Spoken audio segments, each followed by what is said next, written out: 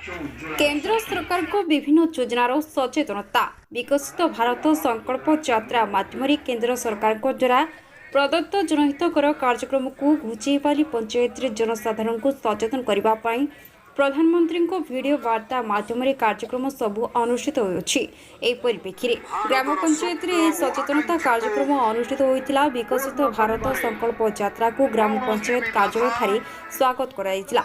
उपस्थित पंचायतवासी को केंद्र मोदी सरकार सफल कहानी सबू वीडियो वार्ता माध्यम प्रदर्शित कर Patnagarh Niraj Patel report ground plus.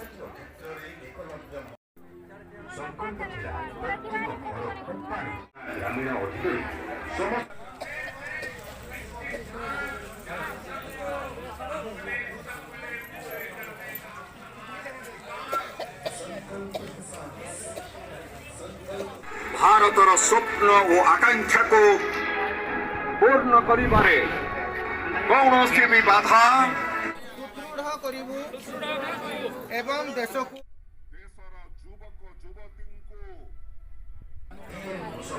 40 ଲକ୍ଷରୁ ଅଧିକ ହିତାଧିକାରୀଙ୍କ ଭବିଷ୍ୟତ ଉଜ୍ଜଳ କରୁଛି। ଜନଜାତୀୟ କ୍ଷେତ୍ରରେ 1 ଲକ୍ଷ ସଂକଳ୍ପ ଥିଲା ପ୍ରତ୍ୟେକ ଘର ପାଣି।